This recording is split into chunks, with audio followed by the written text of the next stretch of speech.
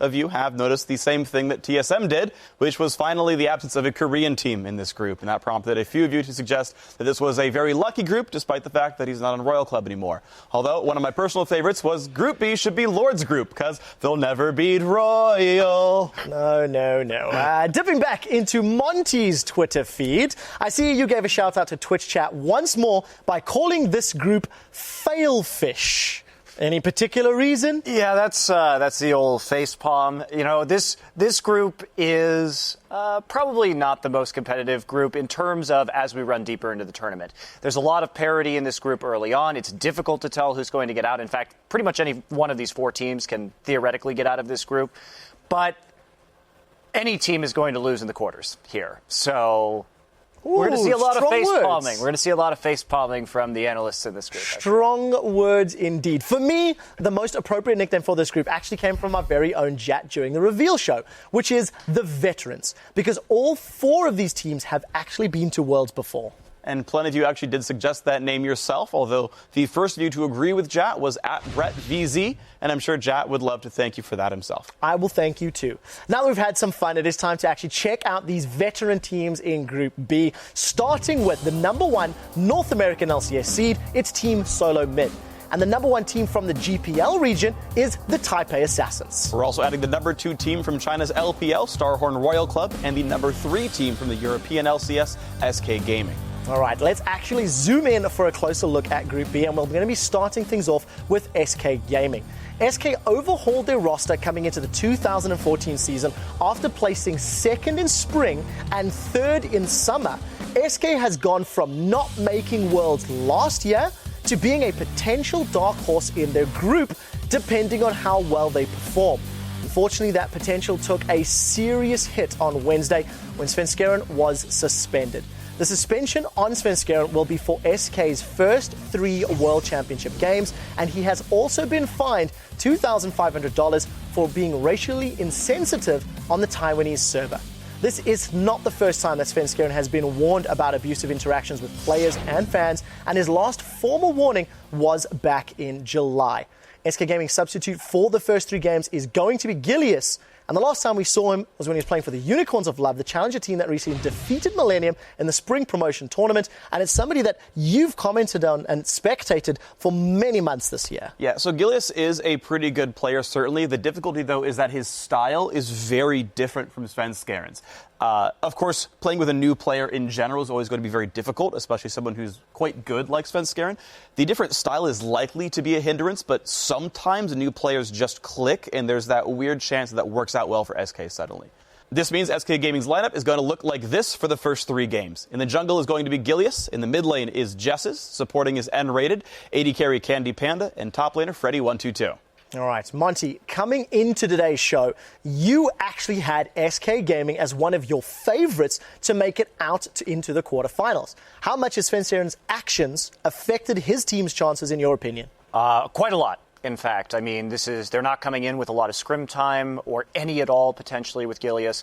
And it's unfortunate because if we look at this team and the European playoffs, I think this was a very strong team. They really gave Alliance a run for their money in a way that nobody else did during those playoffs. And for me, they were really the second best team coming out of Europe, even though they couldn't take the second seed due to being paired with Alliance in the semifinals. So I think they're quite good. I was excited to watch them. Now I think they are probably going to take last in the group. Yeah, I felt the same. Krepo, can I just get you to comment on SK losing Svenskeren? These are players that you've known for a long period of time. How much does it mess with your gel to lose that man? I mean, we have had to switch players throughout this season, and it's definitely really hard to just get that vibe, get the same people on the same page immediately, and then in such a big event for Gilius, who started in Challenger scene, made it into LCS, hasn't played it, and immediately has to go to Worlds. That's going to be a tough blow. However, whenever I tune into the Challenger scene, I always liked what he was doing. He was an active player, had a good sense of understanding of the game, and he had good mechanics. So I hope he performs. Well, we'll see if it does. Definitely for SK's chances. All right, up next, it is the GPL's Taipei Assassins. The Taipei Assassins won the Season 2 World Championship, surprising everyone with a phenomenal performance. This surprise was actually equaled by TPA's inability to qualify for Worlds last year. Over the last 2 years, TPA has struggled to find a consistently strong roster. but they do seem to have found a recipe for success in their current 6-man squad. They blasted through the winter, spring, and summer splits of the GPL, earning the #1 seed from their region. And we actually saw this team play at the Paris All-Star Invitational back in May. But when they played there, Wins had just joined the roster as their junglers a couple of weeks ago. So this team specifically has gotten a lot better since then. And it's something we're going to actually watch how well Wins actually synergizes with that roster. Let's check out the starting lineup. In the top lane is Achi. In the mid lane is Morning, or maybe Chawi if they sub him out. Supporting is Jay. AD carry is BB, and jungle is Wins. Yeah, and just to expand on that mid lane point, both Chawi and Morning have played in their regular season, so it is a strategy this team may employ. I want to ask more about Wins, and I want to ask Monty your opinion because I know you know him quite well. Yeah, he's a veteran, so he's got a lot of experience on the world stage from last year. Well, not a lot, a little bit. He did only play one best of 3, but he looked good, and he's only developed since then. And he always occupies a space kind of in the middle of the challenger ladder in Korea. He's known for his Lee Sin play. And moreover, he's now getting coached. Another thing that we really need to talk about is that one of the former coaches from the Najin organization in Korea has moved over to the Taipei Assassins. And we've seen them improve dramatically under his tutelage. And man, they look good in the GPL finals. Clean sweep. Yeah, they definitely are looking good. I keep talking about AD carries, and every time I do, it's double lift I throw them to. BB, AD carry, go. Well, CLG did a boot camp in Korea, and I had the pleasure of practicing against BB and Jay. And I can tell you from first-hand experience that I would be very surprised if he had a good time in lane in this group. Honestly, he's not a very strong player in lane. He's more of a hyper carry. He loves to farm. He loves to do the double lift and split push solo on AD carries until he's strong enough for team fight. But really, his laning phase to me seemed incredibly weak. So that's just something to look out for. I sincerely hope he's learned from the double lift and not going to make the same mistakes. Right, let's move on. The next team in Group B is China's Star Horn Royal Club. Many of you will remember Royal Club as a team who made it to the final match in Worlds last year before being beaten by SK Telecom T1K. This, however, is almost an entirely different team. It really is. The new players are going to include 2 Korean former stars, including jungler Insec. And this is a new lineup that has actually looked pretty good. They took second place in the LPL regional final to qualify for that return trip to Worlds. Let's take a look at the total starting lineup here. In the jungle is Insec. The AD carry is UZI. That's what we're calling him here. The support is going to be Zero. The mid lane is Korn, and the top laner is Cola. Yeah, it's very strong lineup. Many players remember Uzi from last year. He has stated quite clearly it's Uzi. And AD carry, it's double lift. I'm going to ask Chinese AD carry, Uzi. What do you think? So he blew everyone's minds last year at Worlds. I mean, he made these ridiculous plays. His mechanics were spot on, but his biggest weakness in the LPL has been his inconsistency. This guy is not afraid to jump in 1v5, and sometimes it works out, and he escapes with 10% HP in situations where other AD carries would have just died. But he is a big risk taker, and that's a good and a bad thing for his team. Yeah, I mean, I look at UZI and I see that playmaking possibility, and in a way, his style perfectly works with Insec, their jungler, because these are both guys that are action first, think later, right? And that's why Insec, he fell off in Korea. His mechanics are still great. He's very aggressive, but he overextends. He gets ahead of his team. But when he's with another player who does that as well, it almost works because they can force so many skirmishes around the map that they often catch teams off guard. And this is a team I actually have my eye on a lot as well because they could just be so darn good. The problem is getting everyone onto the same page. They have to play in English together, which is none of the players' main language, right? Like, if this team could learn to play as a unit of 5, they would be ludicrously incredible. Yeah, there's one thing that's interesting, though. If you contrast them to OMG, they are both very aggressive, both in your face, when you see which one can learn the most between their regional qualifiers and now the world stage. Now, with that, it brings us to the final team in the group, North America's Team Solo Mid.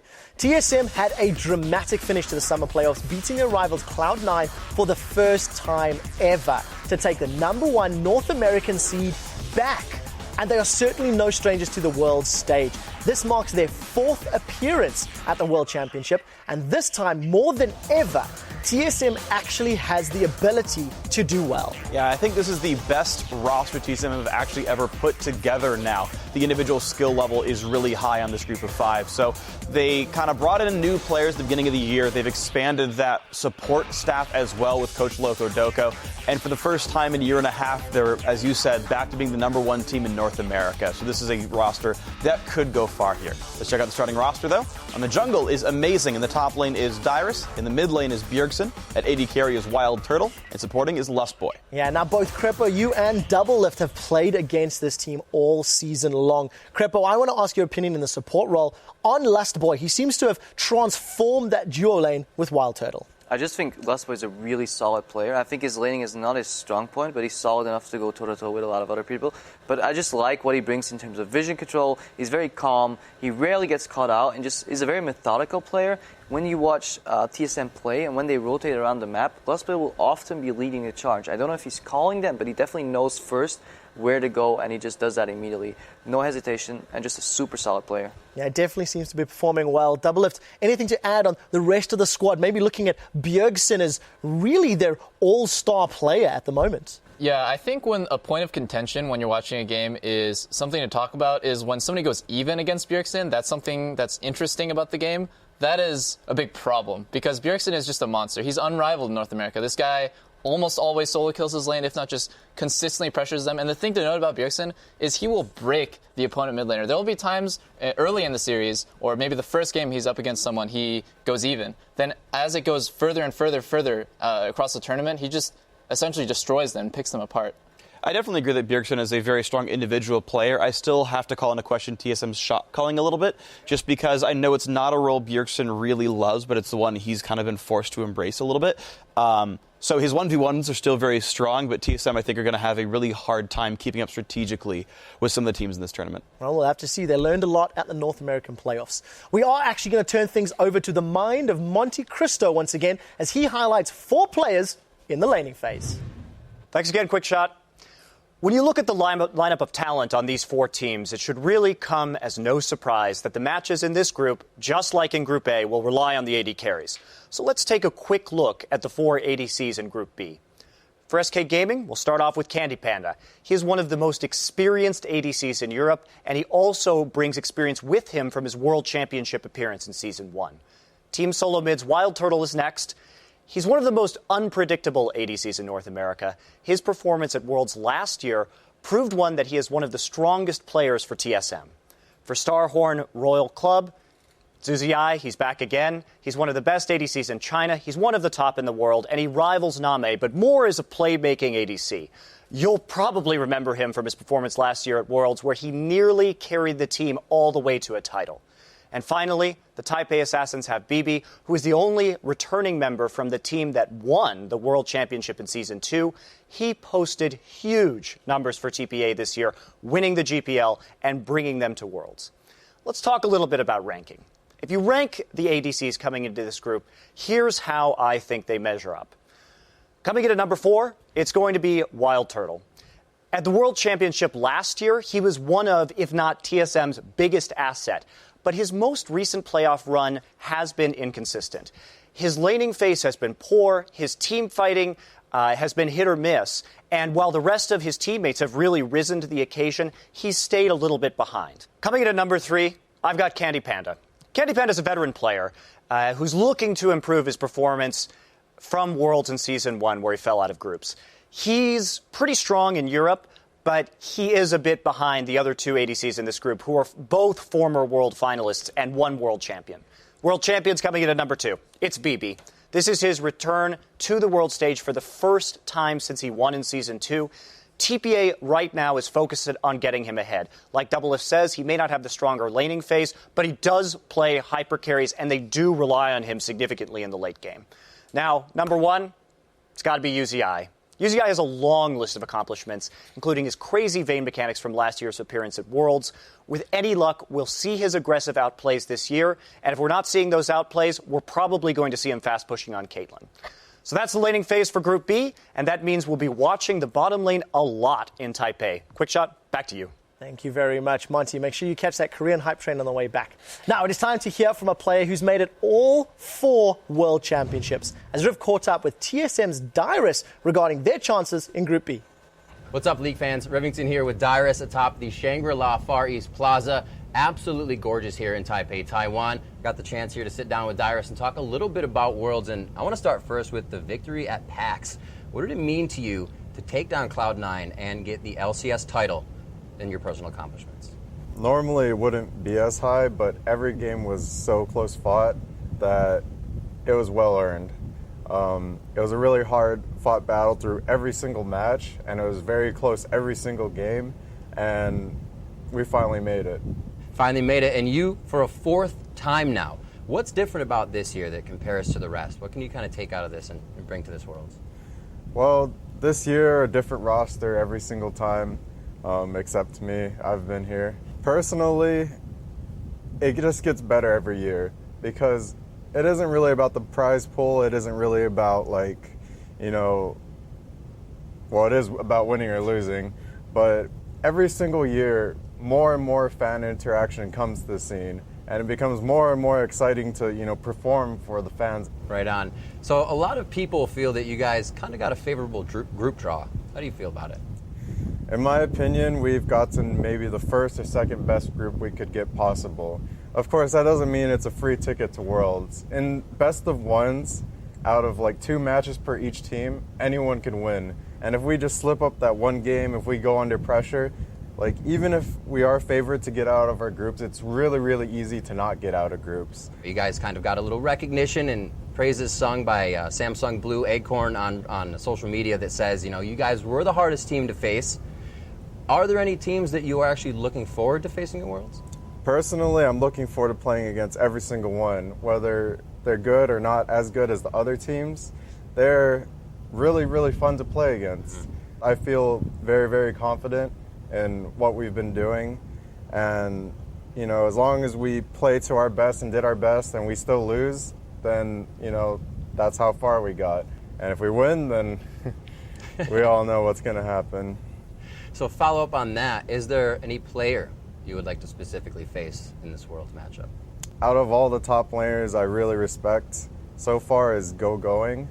And last year by playing against him at Impact, they just showed me a top lane level of mechanics of where, I just wasn't there yet. And this year I want to see how far I've gotten to compare up to them. And I want to step back real quick, back to PAX before our final question.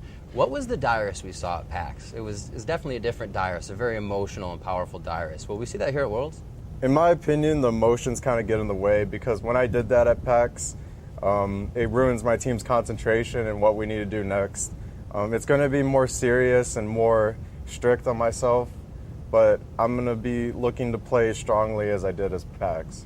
All right, and Dyrus, what would it mean to you to win Worlds?